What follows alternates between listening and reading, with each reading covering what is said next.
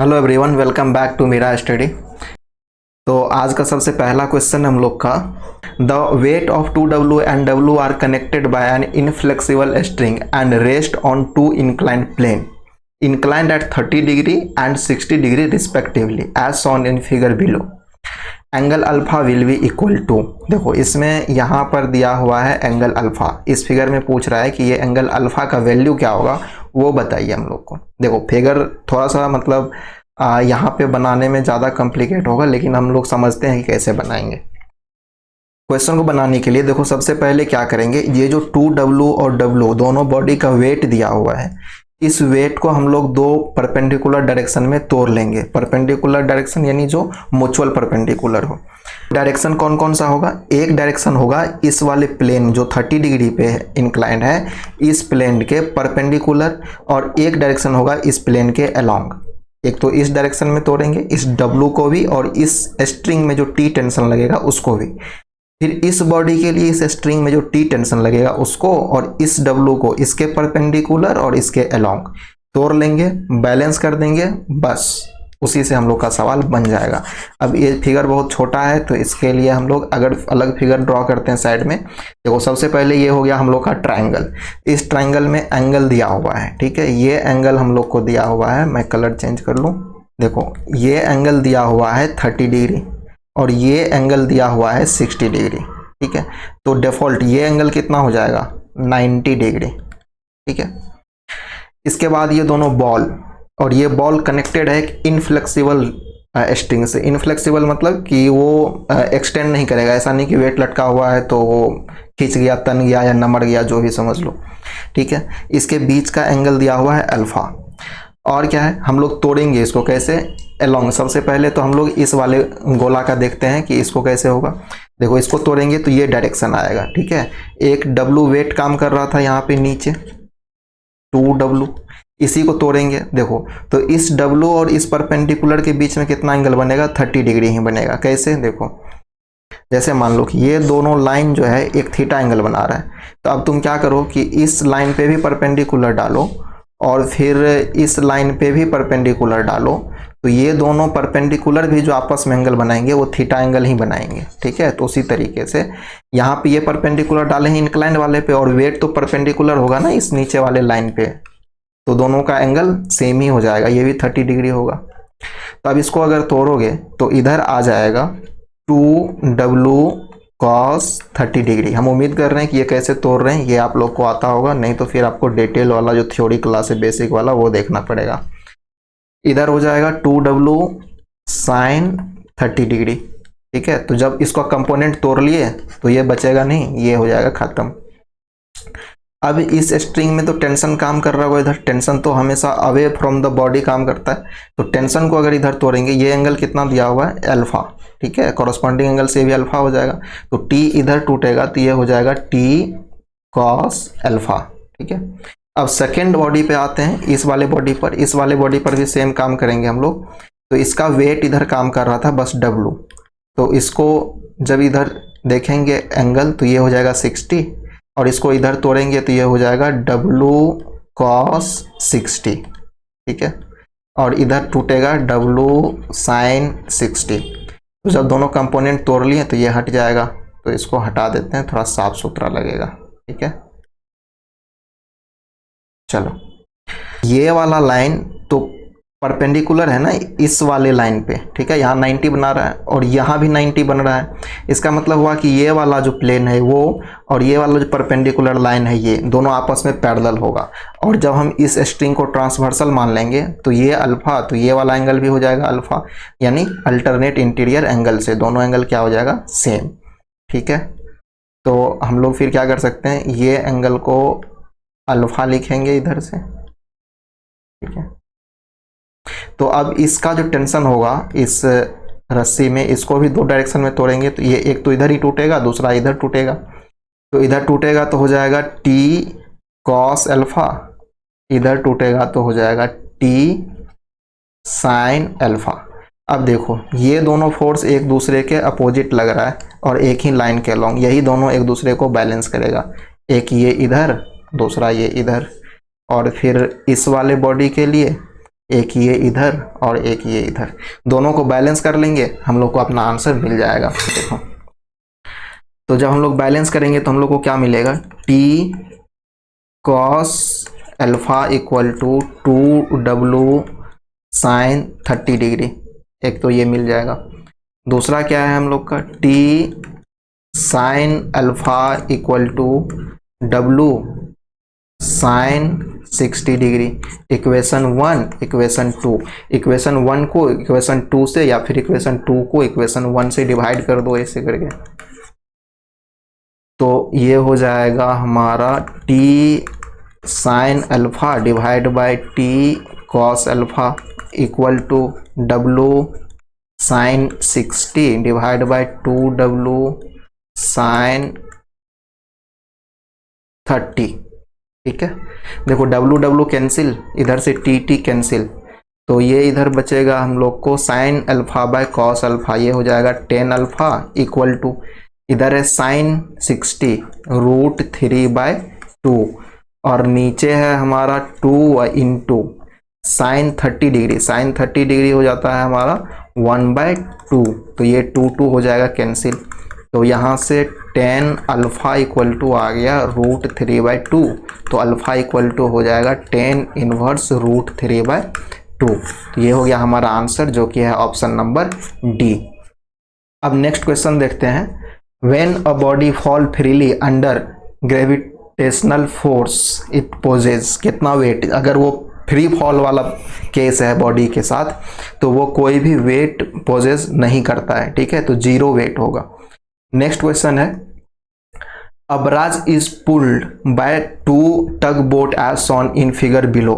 The resultant of the force exerted by the tugboat is 1000 kg force.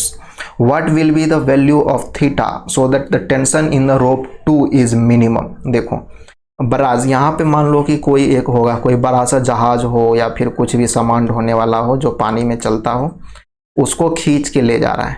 ठीक है, इसको क्या कर रहा है, खींच के ले जा रहा है। एक बोट इधर लगा दिया खींचने के लिए, एक बोट इधर लगा दिया। ठीक है, F1 F2 ये बोट के द्वारा लगाया गया फोर्स है, और ये रस्सी है। ठीक है, इस रस्सी में टेंशन लगेगा।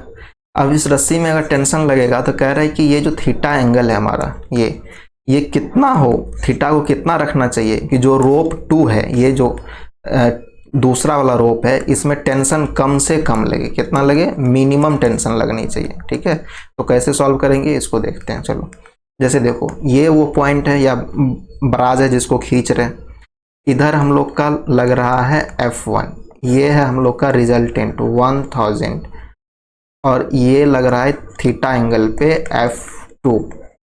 तो सबसे पहले जब इसका कंपोनेंट तोड़ेंगे दोनों फोर्स का हम लोग इस डायरेक्शन में ही, तो क्या आएगा, इसका तो आएगा ये एंगल जो हम लोग को दिया हुआ है, वो एंगल क्या दिया हुआ है, सबसे पहले वो लिखो 30 डिग्री। तो इसका जो आएगा सबसे पहले F1 cos 30 आएगा, और इधर से जो आएगा वो आएगा F2 cos थीटा। ठीक है, तो ये जो 1000 kg फोर्स लग रहा है ये तो इसी दोनों का रिजल्टेंट है ना, तो इस दोनों को जोड़ के इतना आएगा। तो हम लोग लिख लेते हैं F1 cos 30 plus F2 cos theta equal to 1000, equation 1। अब इसका वर्टिकल कंपोनेंट होगा इधर और इधर, ये दोनों एक दूसरे को बैलेंस कर लेगा। ऊपर क्या लगेगा, F1 sin 30 और नीचे लगेगा F2 sin थीटा, तो दोनों एक दूसरे के बराबर होगा, बैलेंस करेगा तो sin 30 F1 sin 30 equal to हो जाएगा F2 sin थीटा का। ठीक है, इतना हो गया। अब यहाँ से अगर हम लोग ये करें F1 का वैल्यू निकालें तो ये निकलेगा F2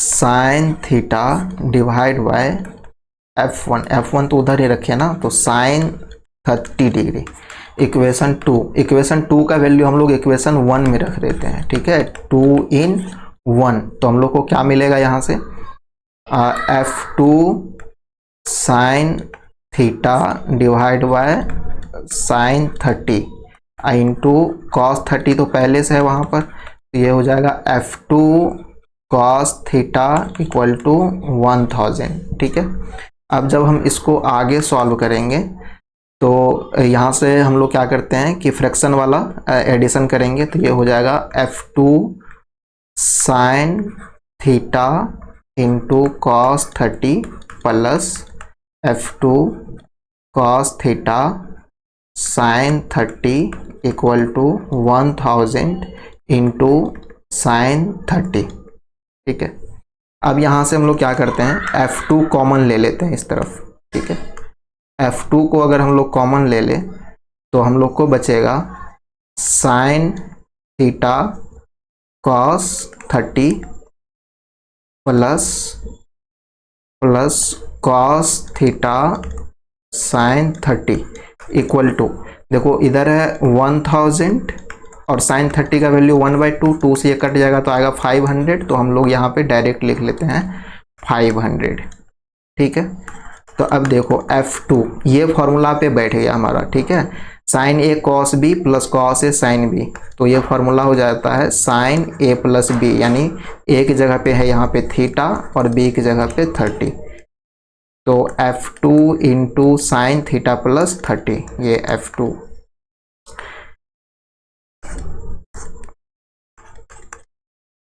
ठीक है, इक्वल टू 500, तो यहाँ से अगर हम F2 निकाले तो हो जाएगा 500 divide by sine theta plus 30।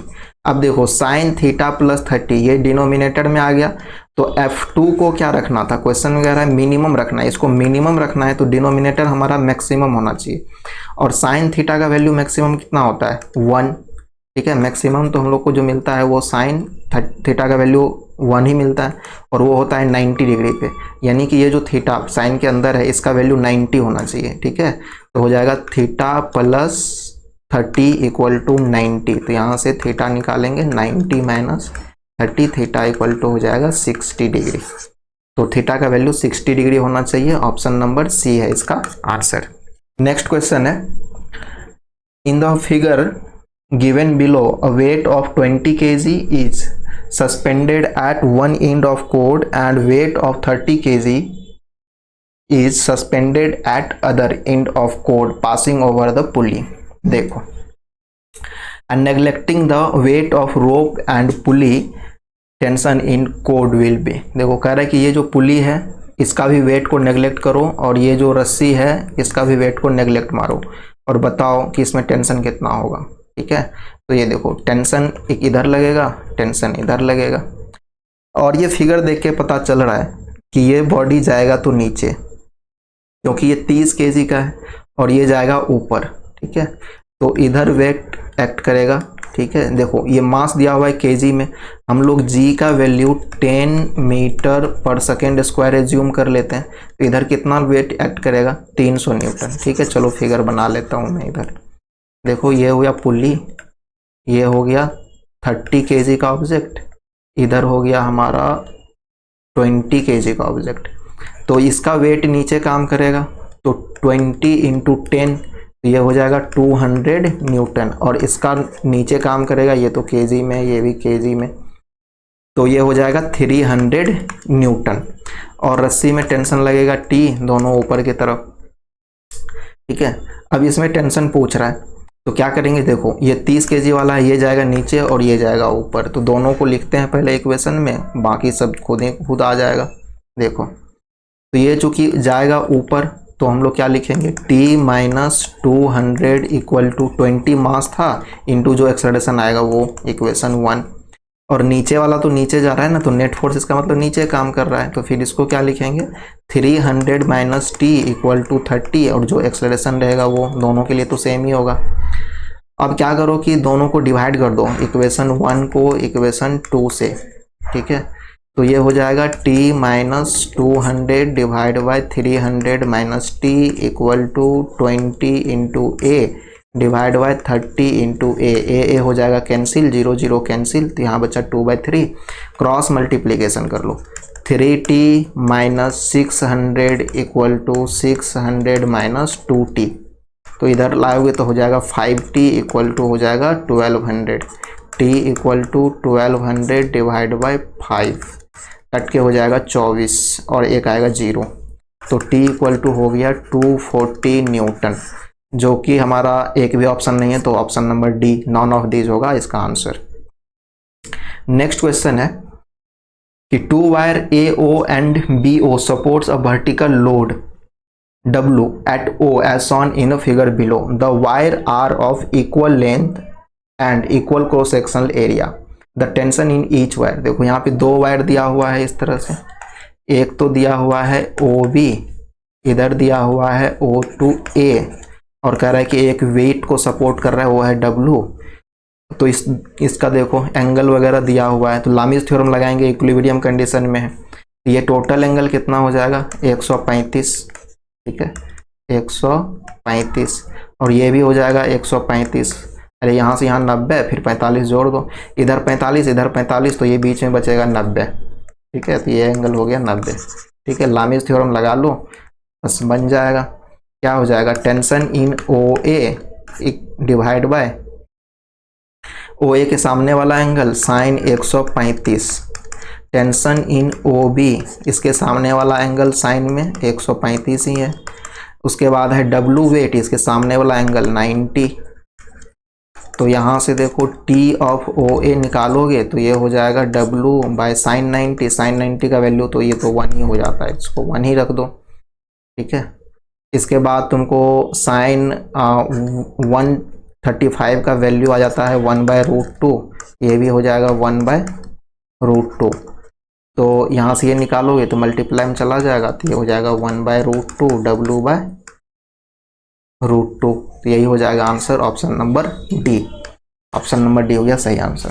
Next question है हमारा, the figure given below shown a crusher having a several cylindrical roller of weight W, the crushing force due to each of the roller will B.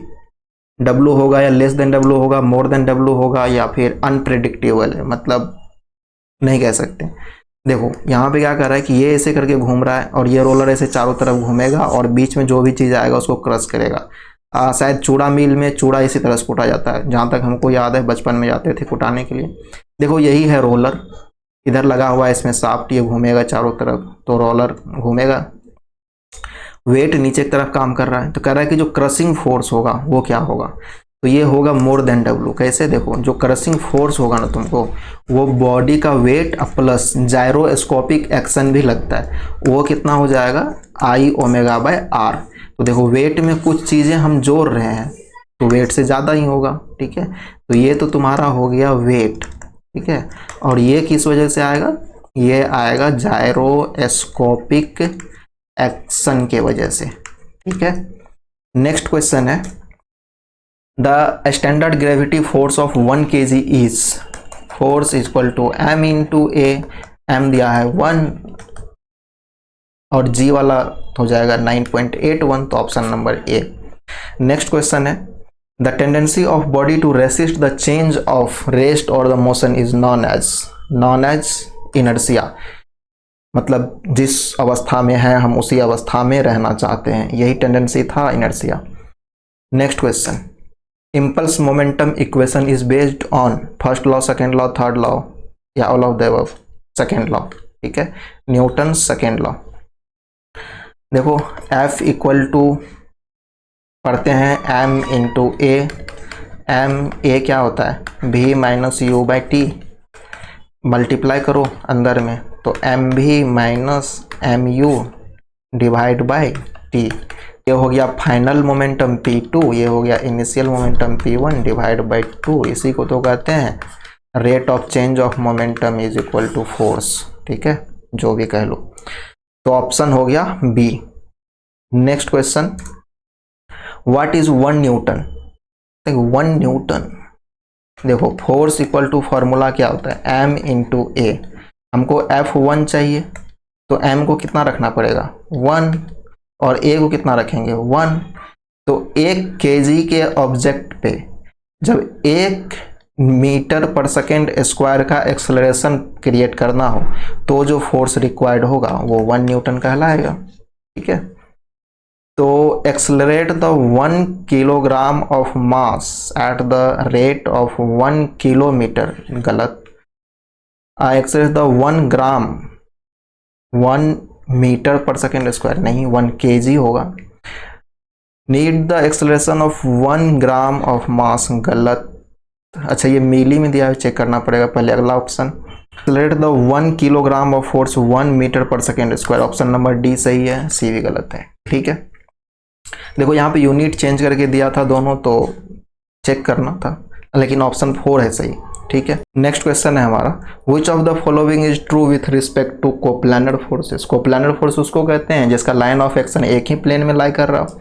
तो coplanar force system can be concurrent and parallel, हो सकता है concurrent हो सकता है एक ही point पे जाके मिले, और पैरेलल भी हो सकता है, ये सही है। Coplanar force system can be non concurrent and non parallel, ये भी हो सकता है। तो 2 सही हो गया, ऑल ऑफ द एबव मारो आंसर। ठीक है, नेक्स्ट क्वेश्चन है, inertia force act, inertia force किधर एक्ट करेगा, perpendicular to the acceleration, along the direction of acceleration, opposite to the direction of acceleration, none of the above. देखो जैसे मान लो कि ये बॉडी है, इस पर तुम फोर्स लगाए, तो ये फोर्स अगर इस डायरेक्शन में है तो इसका एक्सेलरेशन भी इसी डायरेक्शन में होगा।